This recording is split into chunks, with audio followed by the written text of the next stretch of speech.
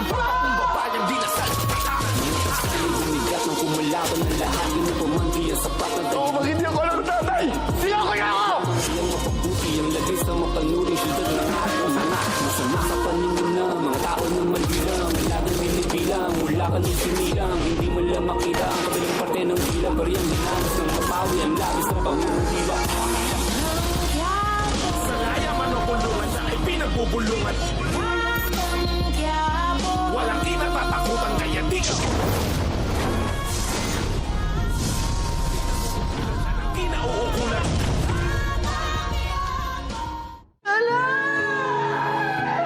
Walang magulang na dapat maglibing sa sarili niyang anak. Hinarma na tayo para sa mga kasalanan natin sa alikaw. Sobra-sobra na yung pinapagawa mo sa akin, ha? Sobrang naman yung binabayad ko sa'yo, ah. Basta bumili ka na ng baril. Kasi kasuhin mo agad, tabuhi ka na. Hahanda ako sa Ramon dahil alam ko, gagawa siya ng paraan para magkita sila ng nanay mo. Naniniwala ka ba na si Santino talaga ang nagbayad ng piyansa ni nanay? Ano hindi makatotohanan yung paliwanag niya eh. Ayan yung tay, alamin ko ang totoo. Ako nang bala kay nanay. Ako nang bala doon sa isang nagmamagaling. Hindi ang magkirero andyan! Matututunan mo rin ako mali. Wala ka naman pagpipili ang iba, hindi ba?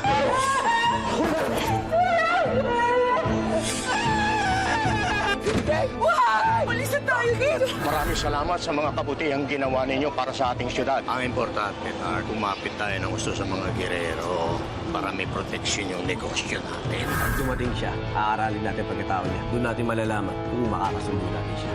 Shanggol, meron pa kami mga gusto ko ipakita sa inyo. Interesado ako sa mga diamante kung ibibigay nyo sa presyo na gusto ko. Magkano ba kaya niyo ko?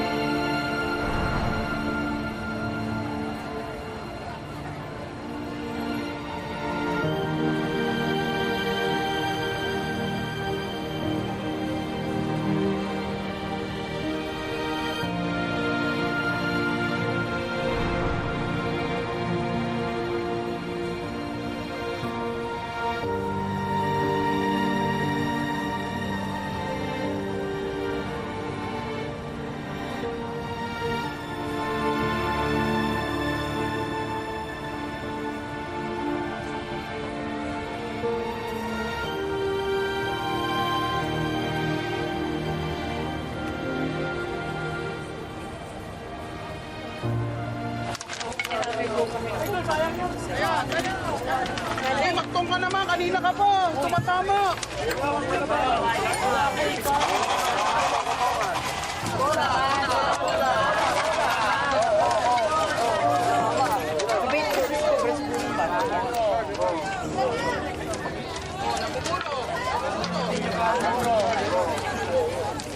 Tay, karma. Karma ang tawag dyan. Kita mo naman, di ba, bonggang-bongga yung balik sa kanila? Ano sabi mo? Narinig ko yun, ha? Namatay na nga kami. Pinagchichismisan niyo pa kami? Excuse me? Hindi po yung chismis. Totoo yun. At alam ng lahat na nandito na talagang yung pamilya niyo yung dahilan kung ba't namatay si Kaloy, di ba? Dahil doon sa ginagawa niyong budol-budol. O ayan, budol pa more!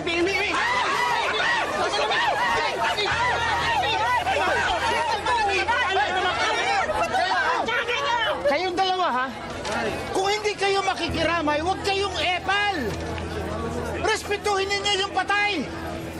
At huwag na huwag lalabas sa mga bungangan ninyo yung pangalan ng anak ko! Pati ng pamilya ko! Alis! Pasensya na po! Huwag naman ho! Alis ka! Alis ka! Pasensya na naman! Totoo naman yung sinasabi namin! Alis! Manahimik ka na lang kaya! May mga tao talaga. Tsaka! Imbes na makiramay, kung ano-ano pang masama ang sinasabi. Kapal! Isip itong mga to.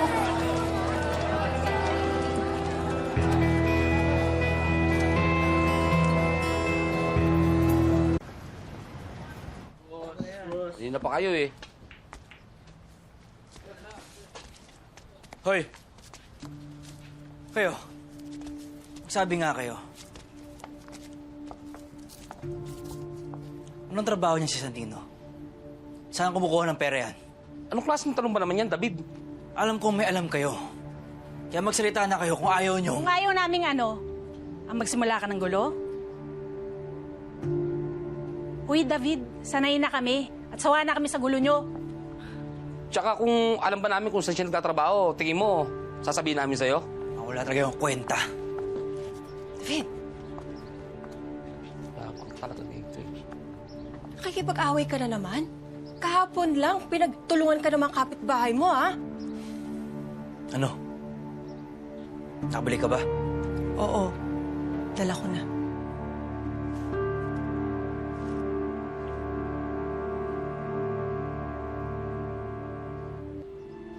Tara.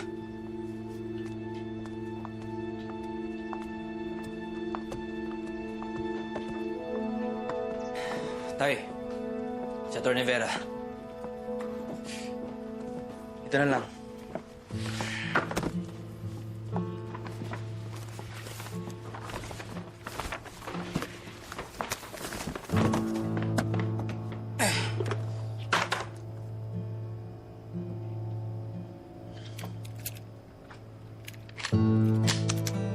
Bakit dalawa lang?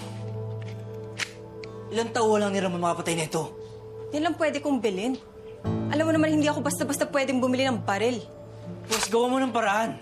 Abogado ka, di ba? Tama si Atty. Vera, David. Huwag mo na siya pilitin gumawa pa ng illegal. Tama na muna to para sa atin. Isang bala lang naman kailangan ko para patumbayin yung hayop na Ramon na yan.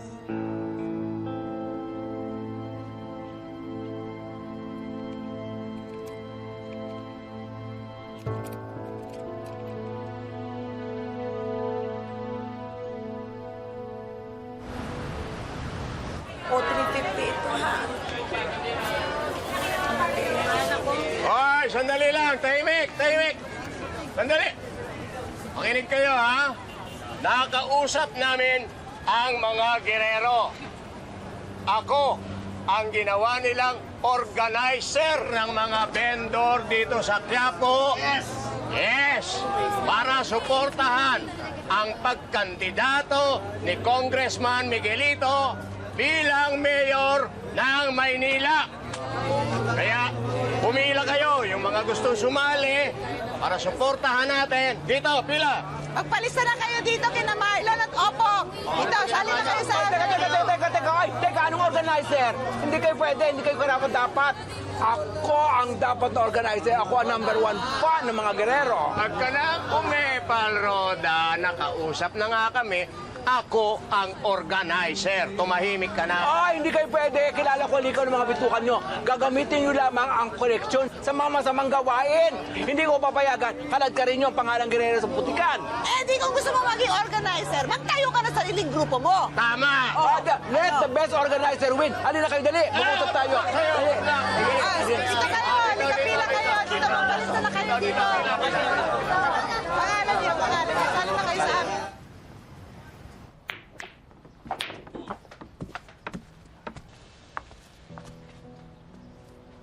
Seryoso ka ba sa plano mo kay Ramon?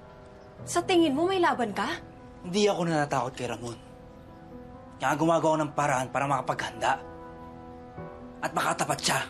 Yan. Yan ang buhay na gusto mo no? Yung magulo? Pero di mo maintindihan ang laki ng atraso sa amin ni Ramon. At itanggol. Kaya ikaw gumawa ka na ng paraan. Bumili ka ng maraming baril. Kasi binabayaran kita. Kaya pakikinabangan kita. Sige na!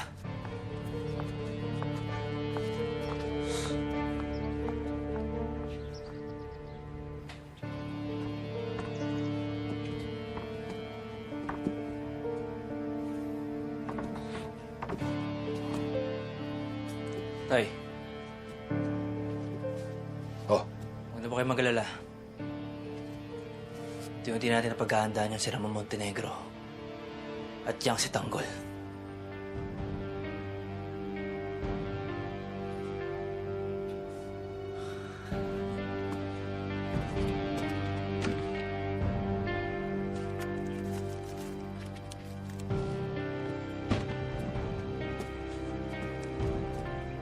Ito nga pala yung pera, tay. Sinasabi ko kanina, tay. Ang gastos niyo.